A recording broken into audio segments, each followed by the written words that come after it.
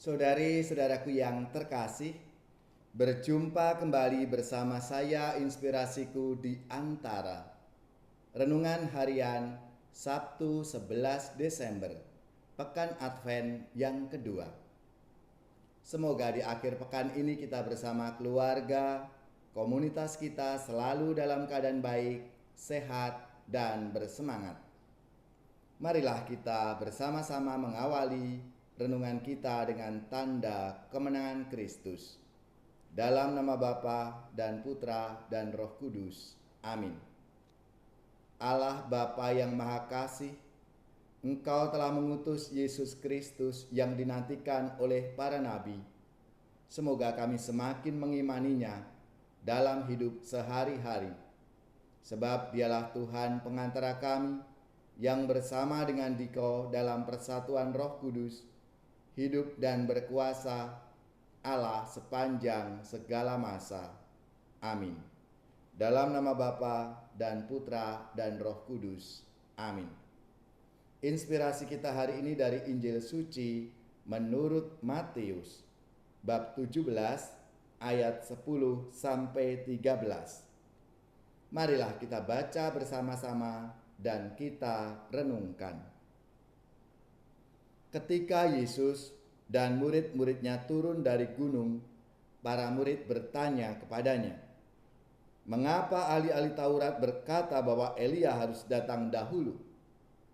Yesus menjawab, "Memang Elia akan datang dan memulihkan segala sesuatu.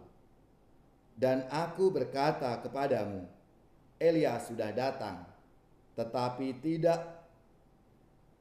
tetapi orang tidak mengenal dia dan memperlakukannya menurut kehendak mereka.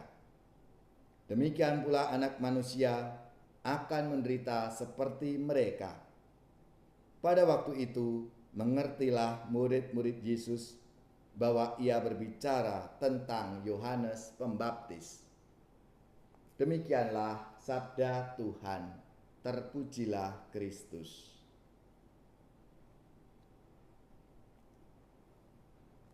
Saudari-saudaraku yang terkasih, dalam sabda Tuhan hari ini di akhir ayatnya dikatakan, pada waktu itu mengertilah murid-murid Yesus bahwa ia berbicara tentang Yohanes Pembaptis. Kita semuanya tahu siapa itu Yohanes Pembaptis. Ia adalah anak Sakaria dan Elisabet, saudara sepupu Maria, ibu Yesus itu. Sakaria adalah seorang imam yang bertugas di Bait Allah. Kelahiran Yohanes Pembaptis sangat berbeda dan majis. Bapaknya karena tidak percaya akan warta dari malaikat Gabriel bahwa Elisabet istrinya akan mengandung di masa tuanya, ia menjadi bisu. Ia baru bisa kembali berbicara saat menyebutkan nama anaknya Yohanes. Sehingga orang-orang di sekitarnya, para tetangganya pun heran karena tidak ada di dalam keluarga atau kerabat mereka yang bernama Yohanes. Saudara-saudariku yang terkasih, Yohanes Pembaptis mempersiapkan dan mengawal kedatangan Sang Mesias, yaitu Yesus Kristus sendiri. Ia sadar akan perannya, bahwa yang disiapkan lebih besar dan akan berpengaruh terhadap dunia. Ia makin besar, tetapi aku makin kecil. Yohanes Pembaptis tidak merasa kehilangan pengikut ketika pribadi Yesus semakin memikat para muridnya, semakin mempesona, dan banyak orang tertarik ingin mendengar dan mengikutinya. Bahkan para murid Yohanes itu satu persatu pindah kepada Yesus Sang Guru.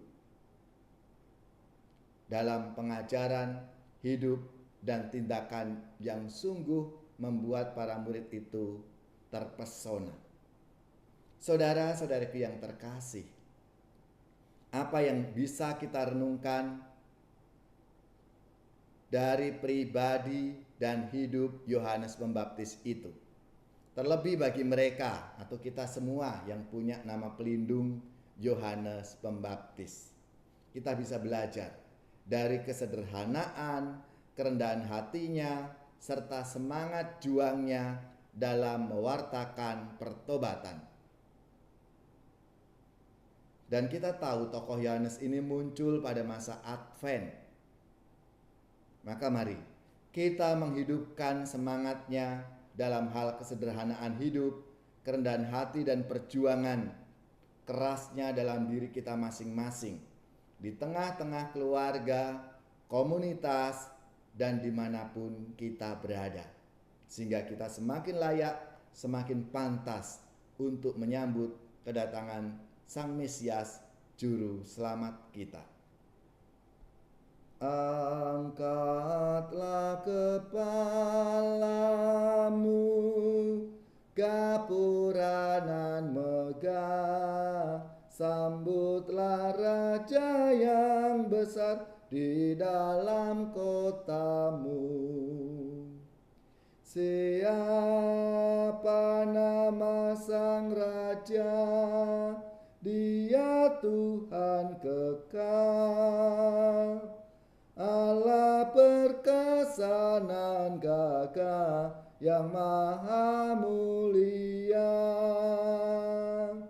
Allah perkasa nan gagah, kunjungi umatnya. Angkatlah kepalamu, gapura nan megah, sambutlah Raja yang besar di dalam kotamu. Siapa Raja yang datang? Sang Raja siapa? Dia Tuhan alam raya, pencipta dunia. Allah kekal dan kuasa, yang maha mulia.